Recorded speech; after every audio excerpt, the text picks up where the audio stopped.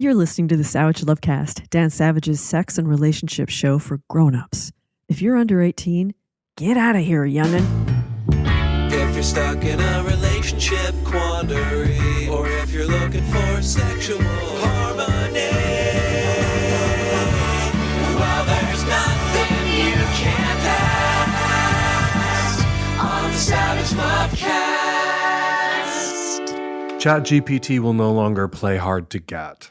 That was my takeaway from the announcement last week by ChatGPT CEO Sam Altman that the biggest AI platform is going to start, quoting Altman here, treating adult users like adults when the company rolls out an update later this month. Verified users on ChatGPT 5, presumably paying subscribers, are now going to be able to create erotica. This will come as news to ChatGPT users who were already creating erotica on the platform. It'll be news to them that they couldn't already do that. People were already creating imaginary partners on ChatGPT. Have you seen the My Boyfriend Is AI subreddit? They're very excited over there, by the way, about the coming update, as the last update ended a lot of beautiful relationships, imaginary ones, but still beautiful. Anyway, as we discussed on the show a few months ago, I heard from 3 friends who nearly abandoned conventional porn in favor of AI-generated erotica. 3 makes it a trend.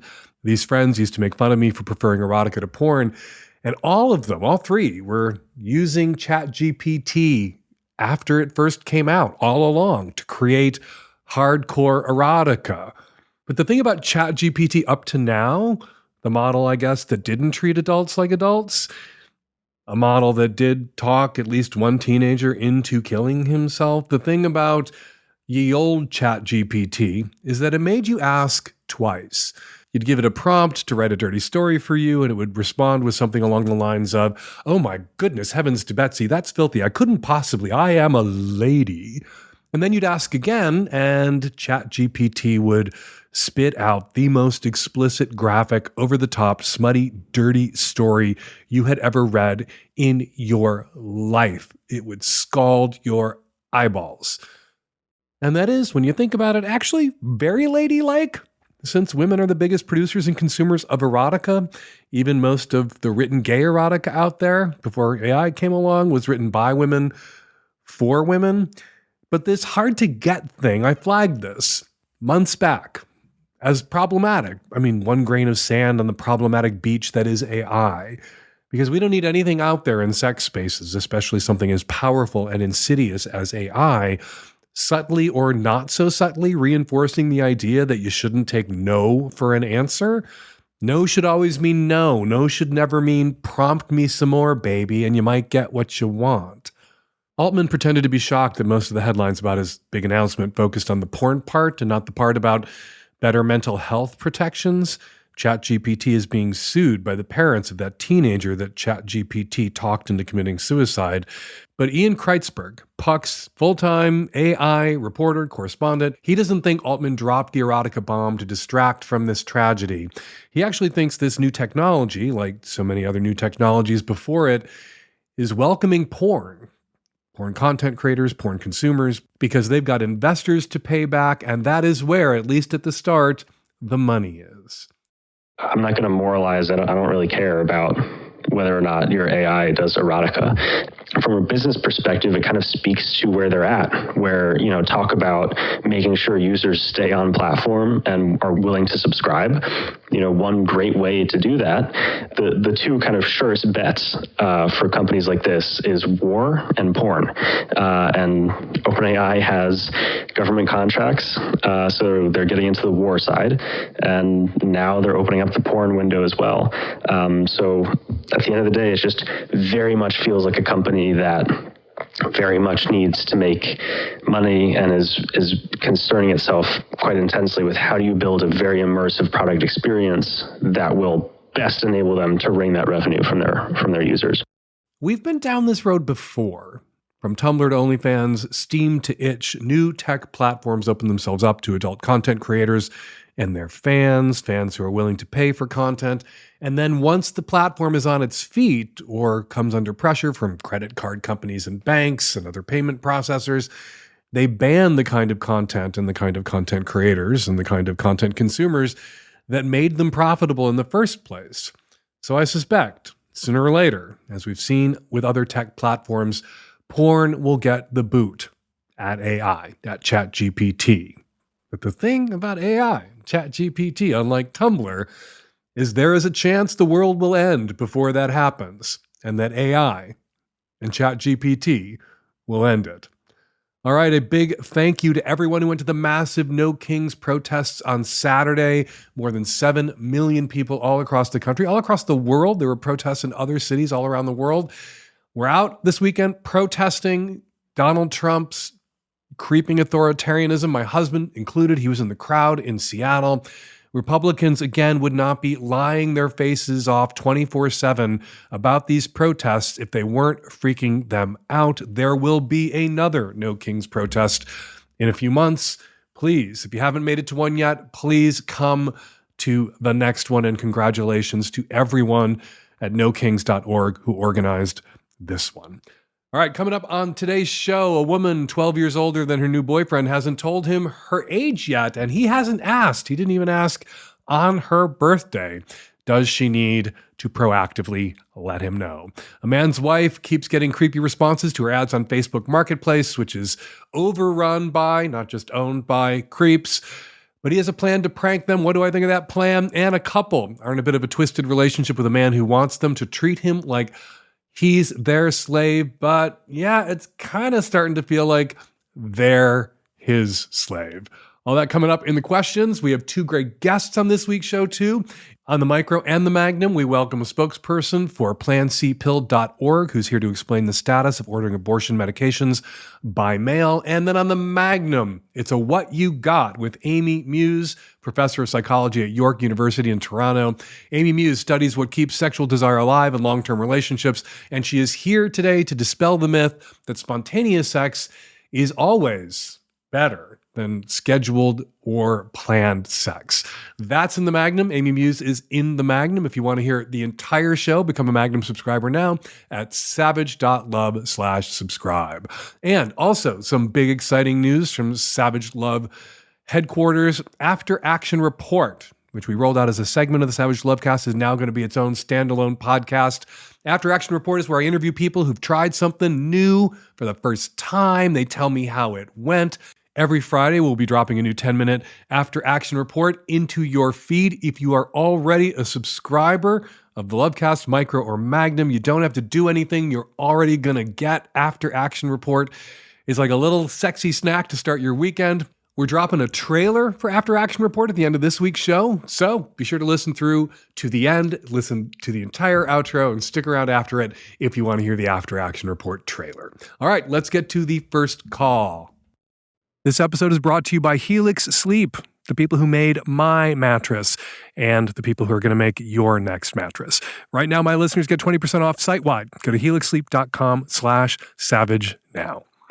This episode of the Lovecast is brought to you by the good folks at Squarespace. They make it easy to build a beautiful website, blog, or online store. Head on over to squarespace.com/savage for a free trial. And when you're ready to launch, use the offer code SAVAGE to save 10% off your first purchase of a website or domain. This episode of the Savage Lovecast is brought to you by Liberator, convertible sex furniture that turns any bedroom into an erotic playscape for longer, deeper, more seductive, just way more fun sexual adventures with your lover or your partner or your spouse, just in time for the holidays. Go to liberator.com/savage. Hey, Dan, got kind of an ethical question for you. So my wife sells things on Facebook Marketplace, just old stuff we're trying to get rid of around the house. And a couple of times she's gotten some obvious creepers who have sent her messages asking her creepy stuff, like a guy that said he wanted her to pose in some sandals that she had because he wanted to see how it would look on his wife's feet. Yeah, right, buddy. And what prompted me sending this in to you is today she got a message from a dude who was looking at a bra listing, and he said, "Hey, I would like pictures of you modeling the bra. I will pay you." And we had a laugh about it, but then we got to talking about it and thought it would be funny. Well, hey, what if we were to put the bra on me, a dude and then send those pictures over. And then I started joking and I was like, oh yeah, we could take pictures of my feet in the shoes and send that to the foot fetishist and take their money. Or we could take a picture of me, a dude, in a bra and send it over to the guy after the check had cleared. Now, I have no intention of actually doing that, but I also kind of wondered, what would the ethics of something like that be? These dudes are already being first-rate creeps by even asking those questions in the first place, and so it kind of feels like a little bit of revenge. But then I was thinking, would it be unethical in this hypothetical to send a picture of some dude feet without somebody knowing that it's dude feet, or to even jokingly send somebody a picture of a dude wearing a bra kind of as a middle finger to them? Again, not going to mess with it, but I know for certain that we are not the only people who these creepers are hitting up on Facebook Marketplace or wherever creepers going to creep. So what do you think about that kind of hypothetical revenge scenario, Dan? Ethical? Unethical? Make a judgment and lay some of that Dan Savage wisdom on me, please.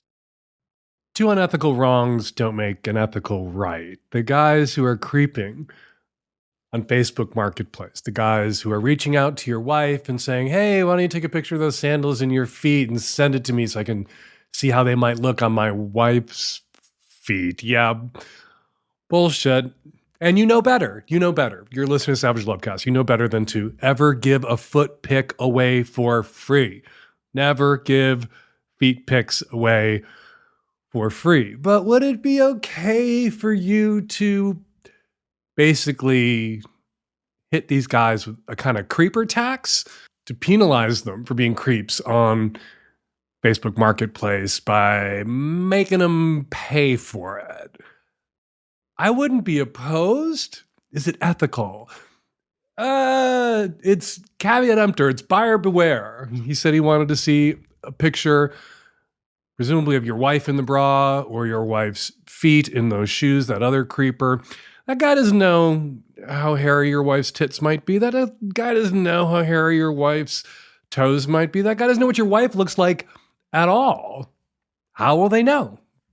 They offered you some money to see those shoes on your wife's feet, and for all they know, when they get the picture of your very gnarly, hairy toes in those shoes or sandals, those are your wife's feet, and you and your wife have $10 or however much you decided to charge to spend on coffee or 2 very, very cheap bottles of wine.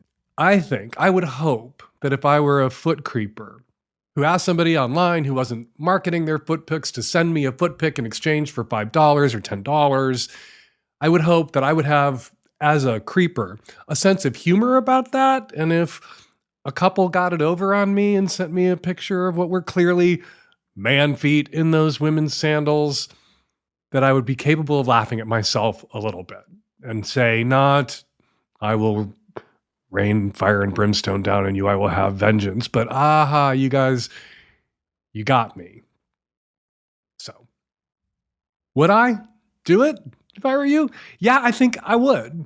And creepers who get on Facebook Marketplace and make people feel uncomfortable, perverts who perv up every space where people aren't hanging the shingles seeking the attention of perverts. I don't think they should be thrown in jail. I don't think they should be pilloried. I don't think they should be publicly humiliated.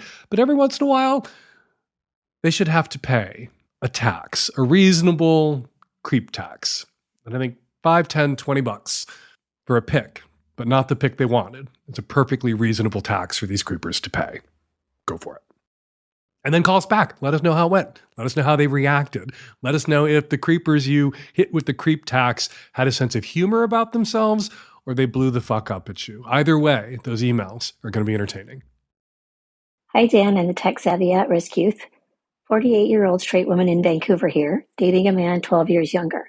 We've been seeing each other for almost 3 months, and it's been great. He's kind, emotionally available, and very kinky. We talk openly about pretty much everything: work, family, our relationship, and whether we want kids.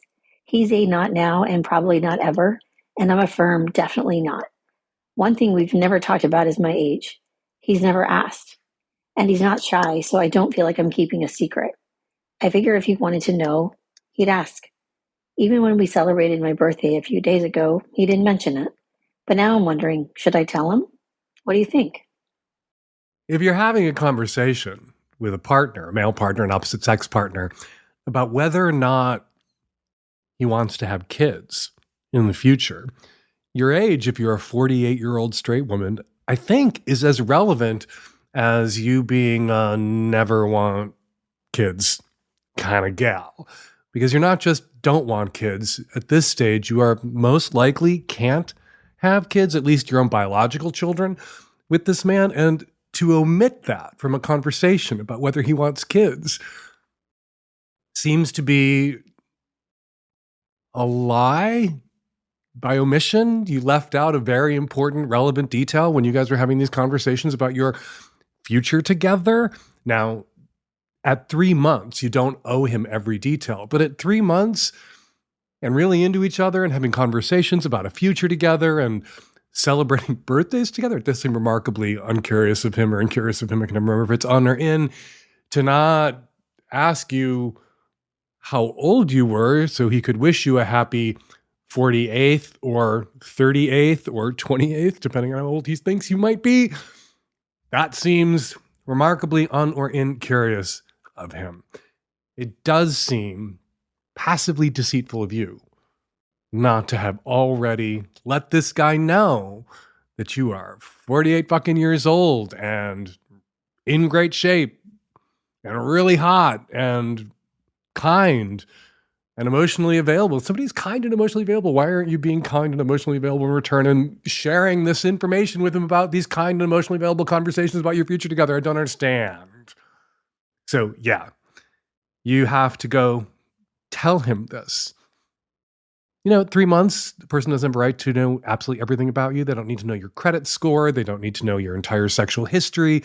At 3 months, they don't even need to know what all your kinks are. I think if you met under presumed to be vanilla circumstances, 3 months or so is when you start, or when you should lay your kink cards down on the table. So you wouldn't even have had to tell him about your kinks at this point. But your age, again, I don't think he necessarily, if this was very casual, would have a right to know how old you are, and that you should be faulted if this was very casual for not having told him how old you are. But it's not casual if he's celebrating your birthday with you. It's not casual if you're talking about whether or not in the future, in the context of this relationship, you want kids. Not casual.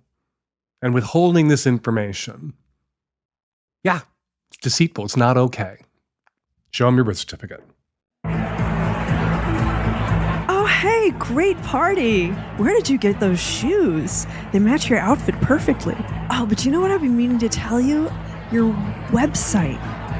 It's not so good. Like you pasted up some squares or something? You might want to try Squarespace.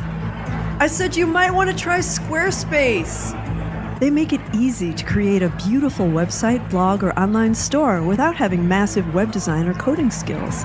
It's intuitive, simple to use, and for sure the most efficient way to get a website up quickly.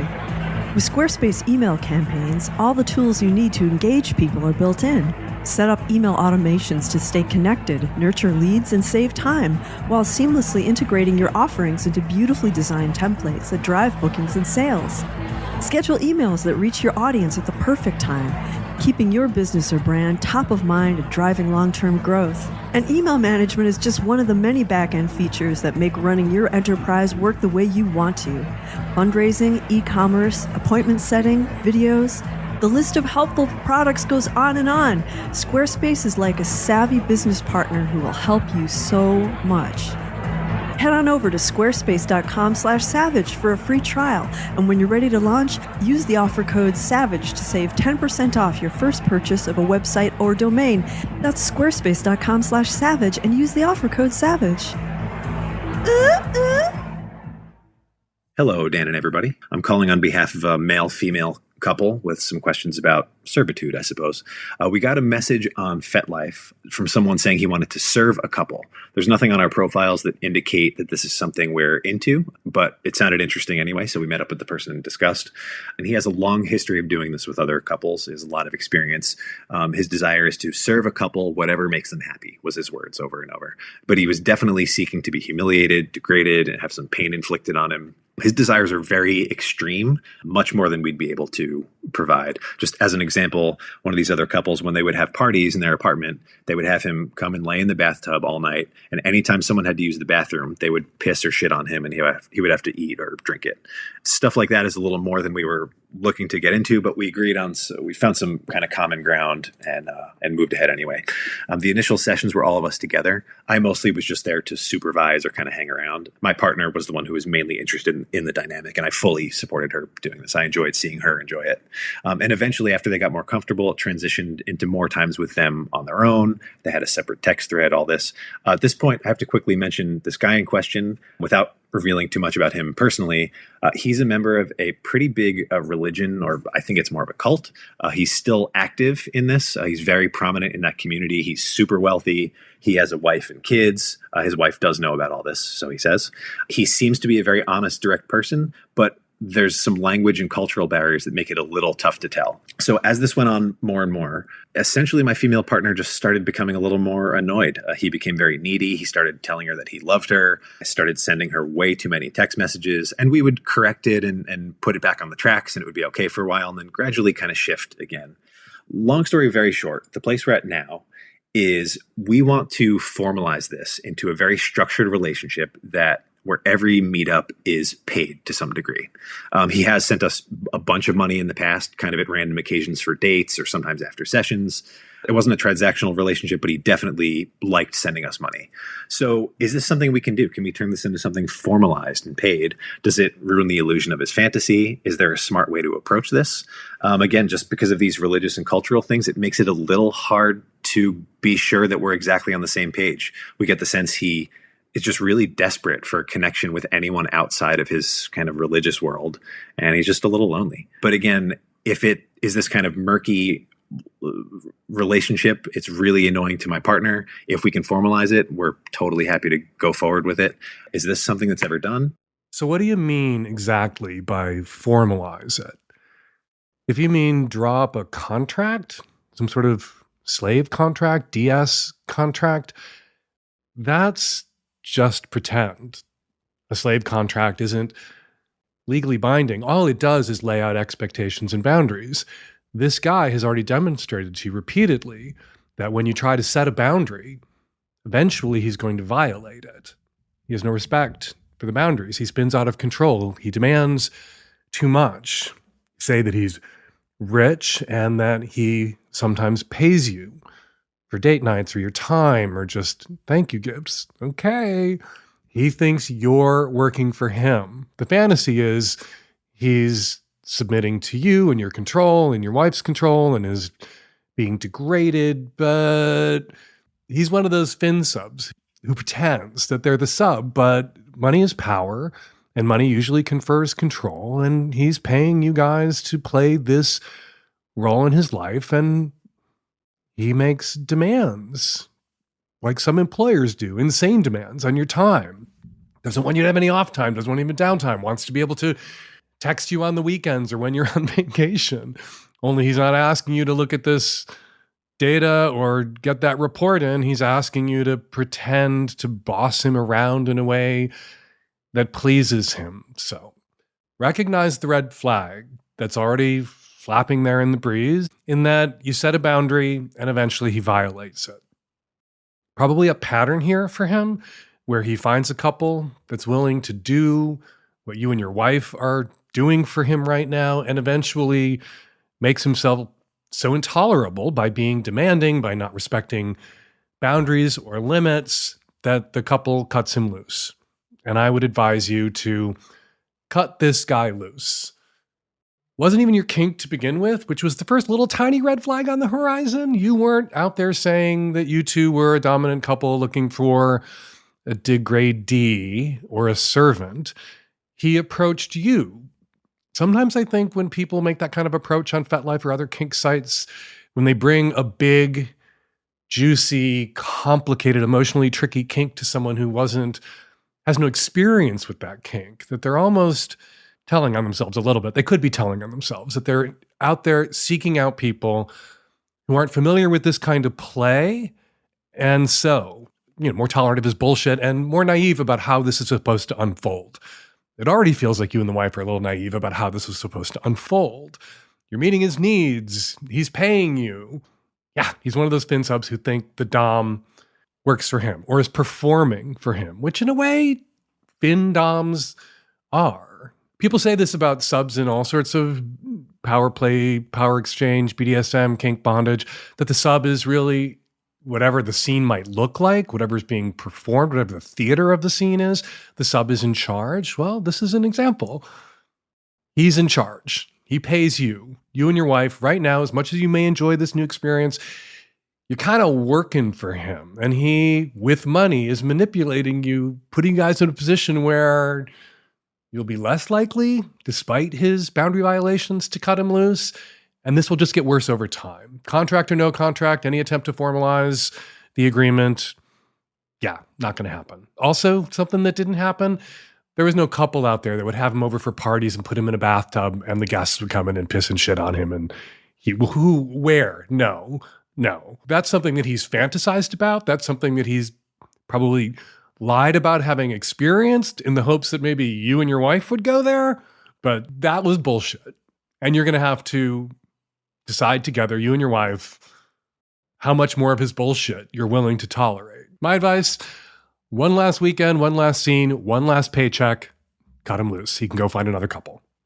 This episode is brought to you by Liberator, the greatest invention for sex since the bed. Whether you're after better angles, you're building a sex room, or just looking to spice things up, Liberator takes you further. Discrete sex furniture and chaises are designed to unlock positions you never thought possible, giving you more stamina, more comfort, and just letting you have way more fun. And just in time for the season of giving and getting, Liberator is unveiling bold new designs, plus VIP deals you won't hear about anywhere else. From position pillows to full-on sex chaises, benches, lounges, and even bondage-ready options for the more adventurous, Liberator helps you make love in new ways. Get your holiday wish list in order. Go to liberator.com/savage or type savage into the search bar on the website for exclusive deals too hot to announce here. Liberator, when your mission is beyond missionary. We're going to take a quick break from your calls to speak with Imani Askew-Shabazz, the Partnerships Director at Plan C, which is a public health creative campaign on abortion pill access. Plan C works to transform access to abortion in the United States by normalizing the self-directed option of abortion pills by mail. Imani, welcome to the Savage Lovecast. Thank you for coming on the show. Thank you so much for having me. So wanted to have you on because last month, Robert F. Kennedy Jr. said in a Senate hearing that the Trump administration was, quote unquote, looking at restricting access to one of the two drugs used in medication abortion. One of the M&Ms, as I call them, because I'm sometimes difficult pronouncing them, mifepristone, and what is the other one? Misoprostol? Yeah, mifepristone and misoprostol. I can't say those. I just say M&Ms. No worries. But they're looking at rolling back access for bullshit reasons to mifepristone. Yeah. That's why I wanted to have you on. Access to abortion pills has made a huge difference after the overturn of Roe v. Wade. Really, rather than the wire hanger being, I think, the symbol of the movement to fight for abortion access, the pill became the symbol of resistance to fight for abortion access. Is that access imperiled? How much risk are we at here? I think that's an interesting question. One, because on one side of things, yes, there are a lot of challenges that are being brought up in terms of restricting access to mifepristone specifically. But on the other side of things, people have always gotten abortions and will continue to get abortions. And so even with the restrictions that we're seeing now, people are having more abortions now than ever, including 1 out of 4 of those abortions being telehealth abortions. And so I would say that while it is under threat, there are always going to be groups that are going to continue to help people access the care that they need, despite what's going on. And that's a large part of what we do at Plan C.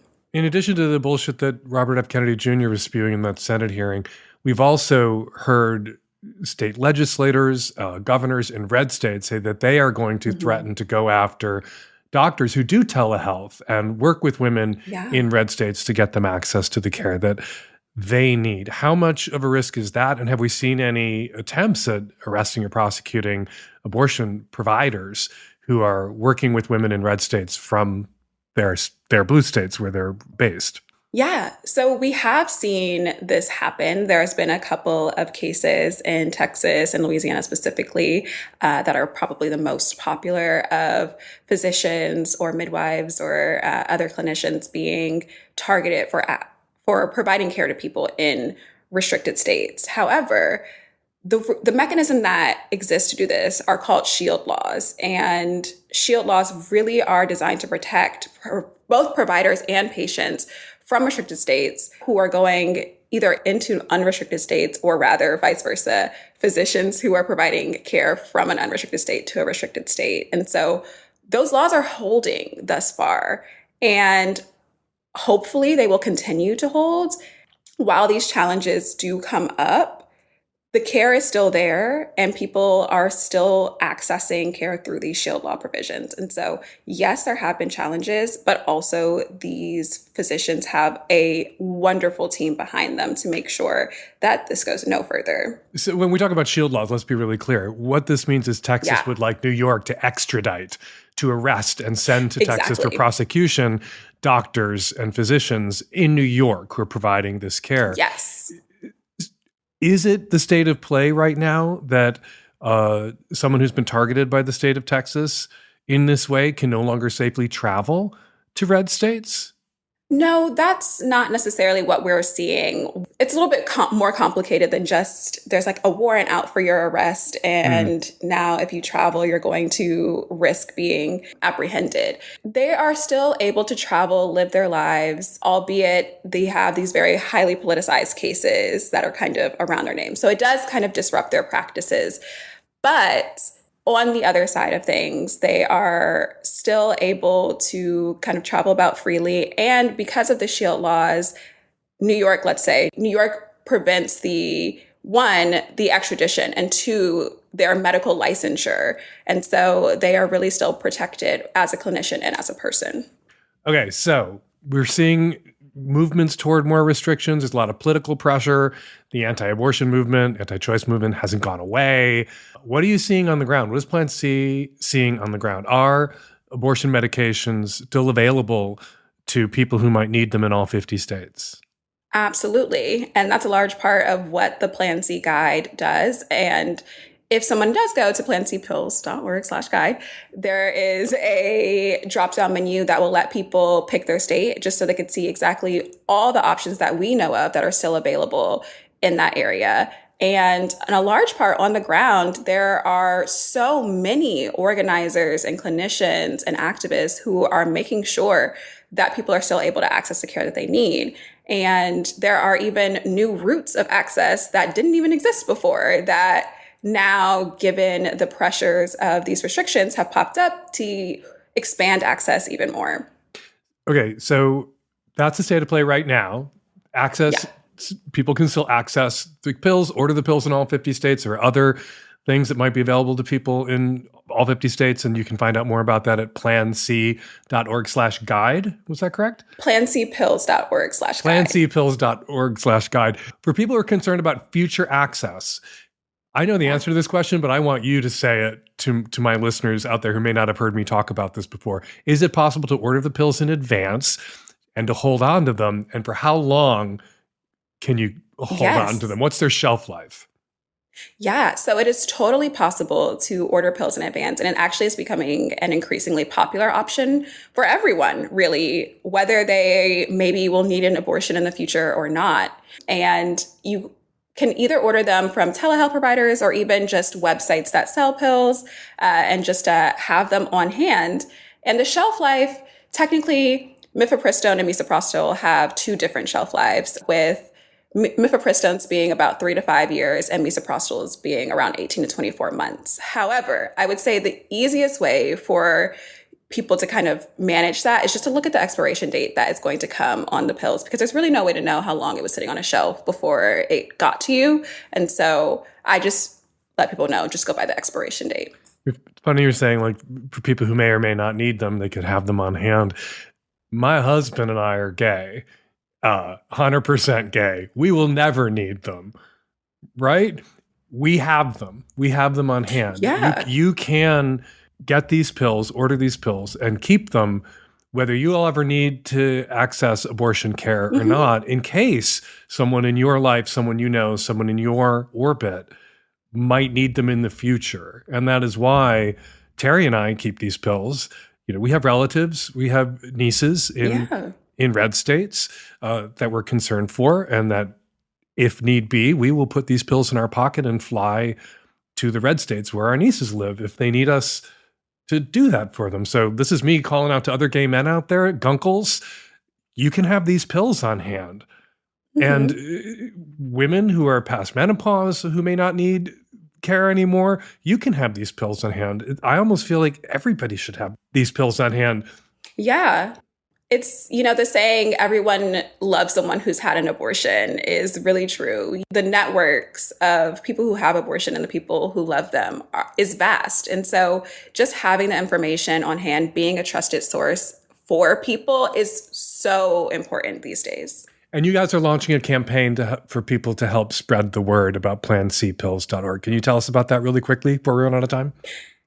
Yeah. So we have a sticker campaign, which is really fun. People can order free stickers. They say need to be unpregnant. They have a little QR code that goes to the website, and you can put those allegedly anywhere. And it will be a really great way for people to access the care that they need. So there's stickers that you guys are providing to people for free that they can order at PlanCpills.org. That's brilliant. The QR code takes you to PlanCpills.org. So if somebody put them in bathroom stalls, put them in high schools, college dorms, if somebody is in crisis and sees need to be unpregnant, they can get all the information that they need instantly on their phone. Yeah. That's genius. Exactly. What's the other way you guys are wanting to spread the word? So we also have, we do a whole host of fun creative campaigns. We have right now going the Plan C road trip, which is a really, really nice way to just get into the communities and work with people who are already doing the work of spreading information about self-managed abortion. And so the way the road trip works is we're hitting all 50 states this year, which is wild. And we have been working with anything from bookstores to churches to, of course, abortion funds and groups. And we've done everything from billboards to festivals to music concerts. And so it's been a really, really great way to just meet people where they're at, share this information in a way that makes sense for the audience. And also, that's fun. I think there's so much negativity and fear around abortion right now that it is really nice to be able to have a joyful moment with people and share this information in a way that isn't fear-mongering. Imani Askew-Shabazz is the partnership director at Plan C. Plan C works to transform access to abortion in the United States. Visit PlanCpills.org for more information and to get some of those stickers and find out how you can order these pills and have them on hand for yourself if you should ever need them, or for a friend if a friend should ever need them, or for a niece if one of your nieces should ever need them. Imani, thank you so much for coming on the Savage Lovecast. Appreciate you, appreciate PlanCpills.org and all the work you're doing. Thank you so much. Mattresses. When you think about how much time you spend on your mattress every night, and then you think about how long you stick with one mattress, you should get the best mattress you can. And that mattress, without question, is a Helix Sleep mattress. The Helix lineup offers 20 unique mattresses, including the award-winning Luxe collection. That is ours, of course. Terry will accept nothing less than Luxe. The Helix Elite collection, a mattress designed for big and tall sleepers, and even a mattress made just for kids. To figure out which mattress is right for you, take the Helix Sleep Quiz to find your perfect mattress in under 2 minutes, and your personalized mattress will be shipped straight to your door free of charge. And with Helix's 100-night sleep trial, you can try out your new mattress, see how your body adjusts, and if you decide it's not the best fit, you are welcome to return it for a full refund. They offer models with memory foam layers to provide optimal pressure relief if you sleep on your side like I do, or models with a more responsive foam to cradle your body for essential support in stomach and back sleeping positions, and other stomach and back positions too. Plus, enhanced cooling features to keep you from overheating at night. Right now, just for my listeners, Helix is offering 20% off site-wide. Go to helixsleep.com/savage. Let them know the Lovecast sent you by going to helixsleep.com/savage. With Helix, better sleep starts now. Hey, Dan, Nancy, and the gang. So, Dan, like you, I suffer with extreme fragrance sensitivity. I tell people they're not allowed to wear fragrance before they come over to my house. Like if I have a party and people have said, I like my perfume more than I want to come to your party, so I'm not going to come. And, I think people think I'm just like kind of an asshole. It's their body, right? It's their body, their choice. And I think that so hard, but also it's like a hard boundary for me because it makes me physically ill. I struggle with my daughter's best friend wearing a lot of perfume or fragrance lotions and things. And, when she comes over, I get a terrible headache. We've had the conversation many, many times about how please don't, wear perfume. I've offered to give her alcohol wipes to wipe it off. I've asked her to just take a quick shower and to put on unscented lotion. Am I the asshole? It really gives me a terrible headache. And it's a very strong fragrance. When I drive her around, I have to roll down the windows. When I'm in an Uber where the driver has heavy cologne, I have to roll down the windows and stick my head out like a dog. I've thrown up on an airplane because somebody near me wore heavy fragrance. Dan, how do you deal with this? My fragrance sensitivity, which I always thought was bad, isn't as bad as yours. I deal with it by taking a deep breath and hurrying through the duty-free section of the airport that you're funneled through now after security when you're flying internationally. That has just about killed me a couple of times. And I deal with it by making sure that my husband, who wears cologne, and his partner, his boyfriend, who lives in my house, who wears cologne, never use my pillows because it stinks them up. And funny thing, if you ever visit my house, there is a tray just inside the front door that has my husband's collection of colognes on it because out of consideration for me and my chemical sensitivities, when they put cologne on, they don't do it in the house. They step out onto the porch and they put it on when they're leaving, not when they're going to hang out in the house. They put it on before they go to dinner, before they go to the club or the concert or the show or whatever the fuck they feel like they need to smell a certain way. They put it on then as they are going because I'll have an asthma attack, or usually what happens is my eyes. I don't throw up on airplanes next to people wearing a ton of scent. Airplanes are stinky just from the cleaners and solvents used on them. But I will get really itchy eyes and a really scratchy throat and sometimes start to wheeze. But mine isn't as bad as I need to dictate to people who are coming over to my house to dinner what kind of lotions they use or whether they put fragrance on at home. So I'm not saying this is all in your head. No. Some people have severe fragrance sensitivities. You sound like one of those people, and I am on the fragrance sensitivity continuum. I've had people tell me it's all in my head and then give me an asthma attack by dousing themselves in cologne while I was in the room.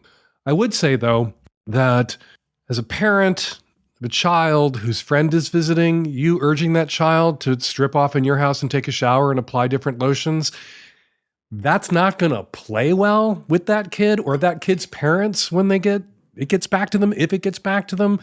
It is hard to hear this, but it may be that you need to crack the windows when this kid is over at your house. You've told this kid that you have these chemical sensitivities, these fragrance sensitivities. And if this kid can't be a little bit more considerate, well, you can keep reminding them, or you can tell this kid, that they can't come the fuck over to your house if it's going to make you sick. But if you're going to have a party, some people aren't going to come if they feel dictated to, if they feel like they can't be themselves and smell like themselves. And maybe you're just not the party hosting type, or maybe only people who are similarly chemically sensitive or fragrance sensitive should make your invite lists. Because it is a little, but I say this at someone at the other end of the fragrance sensitivity continuum, it is a little weirdly controlling to dictate to people whether they can use a cologne or whether the skin lotions that they use to moisturize can be scented or unscented or must be unscented if they want to be your friend. Hard to control that. Hard to control what people are doing in their own homes before they come over to yours. So you might have to be a little bit more selective about who you invite over to your home. And with this kid, your daughter's friend, you don't want to screw up that relationship for your daughter. So I think opening all the windows when you're driving them someplace in the car is better than trying to throw that kid in the shower and opening the windows in your kitchen or your living room when that kid is over. Or as I have done a couple of times when there were people in our house who were wearing way too much cologne and I was having a reaction, I left the room. I went somewhere else in the house and found a book to read that hadn't been dipped in cologne. All right, time for listener feedback. First up, a few comments listeners left in the comment thread about last week's show. One very important comment last week was from a woman whose question made it sound onto the show and made it sound like she was annoyed that guys that she'd flirted with at sex parties assumed she was at sex parties to have sex. That question kicked off a lot of comments. The caller jumped in to clarify, and she concedes that her question made it sound like she was objecting to men at sex parties hitting on her, but it wasn't that, or it wasn't just that. If you had thoughts about that call, be sure to check out the caller's clarification and the comments in the comment thread on last week's show. All right, says Ooh Shiny regarding the caller with the insecure, beefy boyfriend. Dan, I'm surprised you didn't mention blindfolds. If the caller would be open to some light kink, they could try having him blindfold her, then he doesn't have to worry about how he looks. That is a great suggestion, and yeah, one I'm surprised I didn't make, considering I am a fan of blindfolds for that and other reasons. Says Julia, to the guy who wasn't finding people he was attracted to, he wasn't finding conventionally attractive women, in his opinion, in poly spaces. If and only if, says Julia, you, caller, are an educated and sincere feminist ally, because don't be a creep, join your local roller derby league as a non-skating helper. E&M is very present in that circle, and it's centered around sports, so your two requirements are more likely to be met. Also, it's a very inclusive environment where people are not shamed for who they are and what they look like or who they love. So, participating in derby leagues could slowly rewire your exclusive preferences and give you a bigger pool over time. Red Blonde has some great advice for the gunkle who thought his Trumpy nephew's son might be gay and wanted to know what he could do to help that kid. As a parent, says Red Blonde, I'm both sympathetic to but also impatient with the queer, childless, distant relatives who live far away and take little to no interest in kids and their family until they decide that kid is queer. And then they think they can swoop in, have private communications with a kid, and not put any decent parent of whatever political affiliation on high alert. That is not how it works to be a meaningful and safe and helpful adult in a kid's life.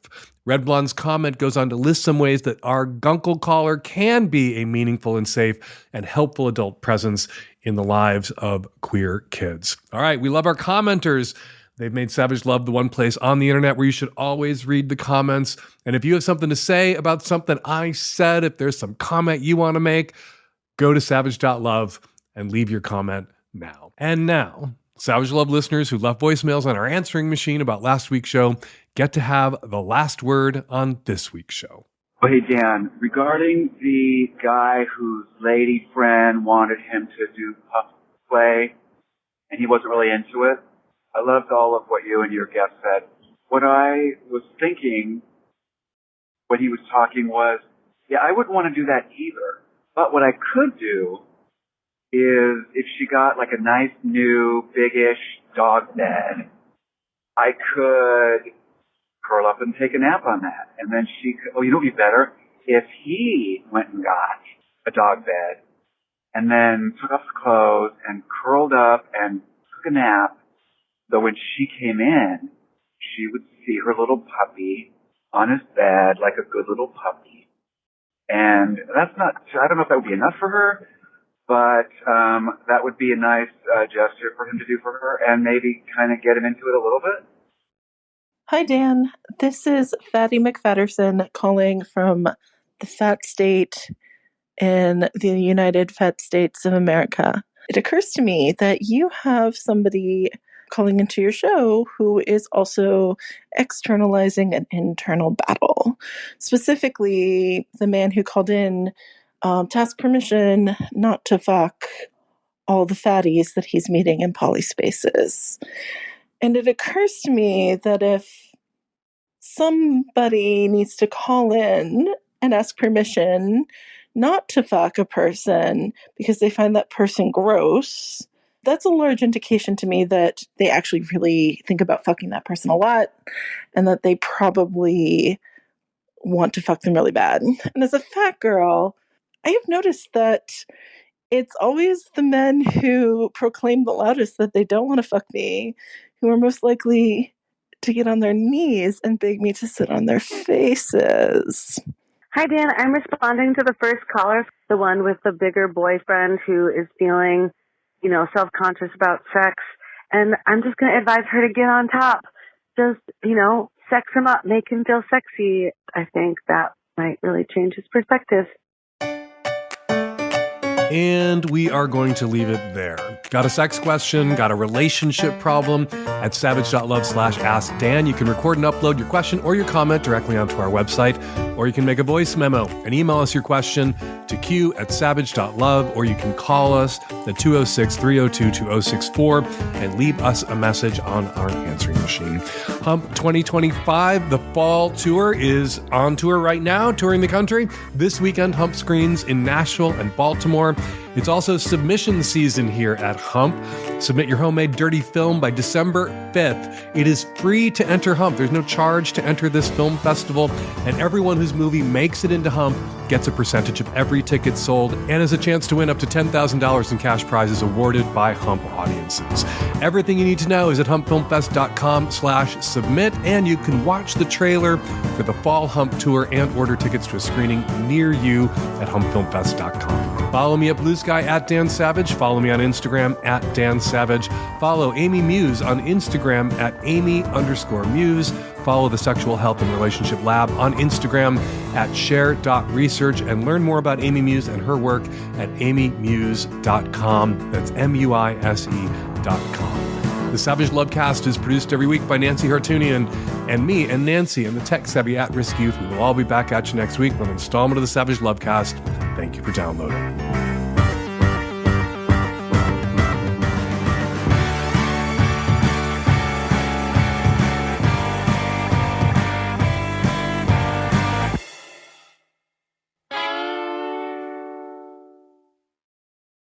This is Dan Savage. I asked my listeners to share their stories of first-time sexual experiences, and they did. I put on a Lycra Spider-Man suit. And we talk about it. You look at Spider-Man and you think, what a great bondage top he would be. I'm sure there are people out there wondering if it's a furry sex party, if there are people there in fur suits. How do they have sex? There's zippers.